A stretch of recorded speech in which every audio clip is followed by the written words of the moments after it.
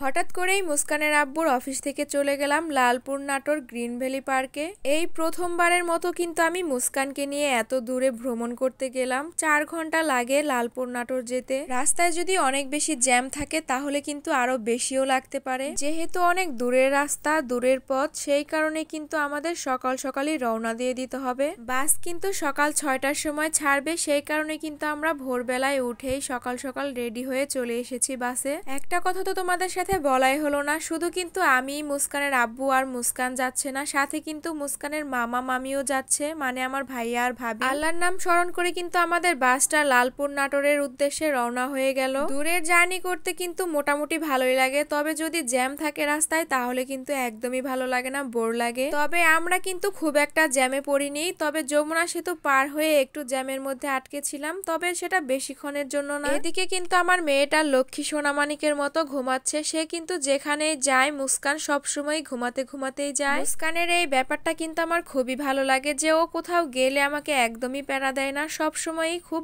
আনন্দ করে। আর এমনিতেও আমি যদি কোথাও যাই তাহলে মুস্কানকে মুস্কানের আব্বুই রাখে, আর সাথে যদি আমার পরিবারের মানুষ থাকে তাহলে তো মুস্কানকে আমার পরিবারের মানুষরাই রাখে, আমাকে কখনোই রাখতে হয় না। এই ভিডিওগুলো কিন্তু দুদিন আগের, যেহেতু সময় পাইতেছিলাম না সেই কারণে কিন্তু ভিডিওগুলো একদমই আপলোড করতে পারতেছিলাম না, সেই জন্যই কিন্তু আজকে আমি ভিডিওগুলো আপলোড করলাম। উত্তরবঙ্গে কিন্তু এখন অনেক শীত, আর যার কারণে আমার কণ্ঠটা একদম বসে গেছে। আর আমি কোথাও এমনিতে গেলেই আমার ঠান্ডা লেগে যায়, তার মধ্যে এত শীতের মধ্যে উত্তরবঙ্গে গিয়েছিলাম। 5 মিনিটের জন্য কিন্তু যমুনা সেতুর আগেও আমরা অল্প একটু জ্যামে পড়েছিলাম। তো যাই হোক, দেখো এদিকে কিন্তু আমার ভাবি আমাকে হাই জানাচ্ছে জ্যামের মধ্যে বসে। জ্যামটা কিন্তু ছেড়ে গেছে, এবারে কিন্তু আমাদের গাড়িটা এখন সামনের দিকে রওনা দিবে। আমরা কিন্তু যমুনা সেতুর সামনে চলে আসছি, আর এখানে কিন্তু একটা ক্যাশ কাউন্টার আছে, সেখানে টাকা দিলেই তারপরে আমরা যমুনা সেতু পার হতে পারবো। টাকাটা জমা দেওয়ার পর কিন্তু অবশেষে আমরা যমুনা সেতুতে চলে এসেছি। আর এই প্রথমবারের মতো কিন্তু আমি যমুনা সেতুর উপর দিয়ে যাচ্ছি।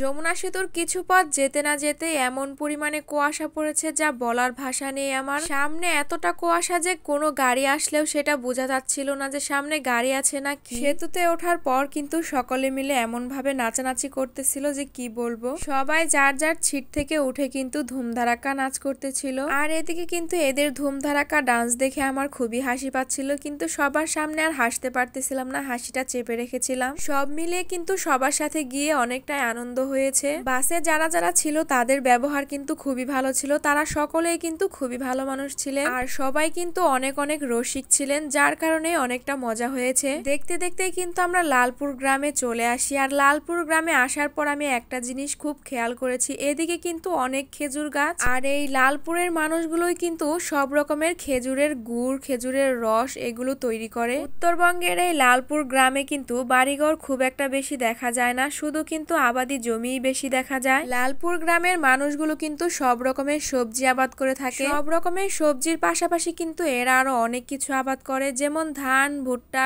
গম, চীনা, তারপর কলা। আর এই উত্তরবঙ্গে যে সমস্ত সবজি বা আবাদি জমির যত কিছু আবাদ হয় সবকিছুই কিন্তু আমাদের টাঙ্গাইল বা ঢাকাতে নিয়ে বিক্রি করা হয়। উত্তরাঞ্চলে আসার পর সব থেকে বেশি যেটা আমার ভালো লেগেছে সেটা হচ্ছে উত্তরাঞ্চলের রাস্তাগুলো। উত্তরাঞ্চলের রাস্তাগুলোতে আমি যেটা বেশি দেখতে পেয়েছি সেটা হচ্ছে রাস্তাগুলো খুবই নিরিবিলি, আর রাস্তার দুই পাশে কিন্তু অনেক অনেক গাছ লাগানো সারিবদ্ধভাবে। লালপুরের রাস্তায় আরেকটা জিনিস আমি খেয়াল করেছি, সেটা হচ্ছে বেশিরভাগ মানুষই কিন্তু রাস্তাতে ধান শুকাচ্ছে, আর এই রাস্তায় ধান শুকানোর বিষয়টা কিন্তু আমার বেশ ভালো লেগেছে। তারপরে কিন্তু আমরা আবার কিছুক্ষণ যেতে না যেতে সামনে দেখি বিশাল বড় একটা মিছিল, আর এই মিছিল দেখে কিন্তু আমি অনেকটাই ভয় পেয়ে যাই, কারণ এখানে অনেকটাই গ্যাঞ্জাম চলতেছিল। তারপরে মুস্কানের আব্বু আমাকে বলে যে এখানে ভয় পাওয়ার তেমন কিছু নেই, ভয় পেও না, এরা আমাদের কিছুই বলবে না। অবশেষে কিন্তু আমরা লালপুর নাটোর গ্রিন ভ্যালি পার্কে চলে আসলাম। গ্রিন ভ্যালি পার্কে আসলে কিন্তু পার্কিং করার জায়গা আছে, বাস কি প্রাইভেট কার সব রকমের গাড়ি কিন্তু পার্কিং করা যায়। এখানে কিন্তু সব রকমের সুযোগ সুবিধায় আছে, পার্কিং করা থেকে শুরু করে সবকিছুই। বাস কিন্তু পার্কিং করা হয়ে গেছে, আমরা কিন্তু এবারে বাস থেকে নেমে নিচে এসে দাঁড়ালাম। গ্রিন ভ্যালি পার্কে এসে টেডির সাথেও দেখা হয়ে যায়, আর আমরা পার্কে কি কি করলাম সেই ভিডিওগুলো কিন্তু আমি কালকে দেওয়ার চেষ্টা করব।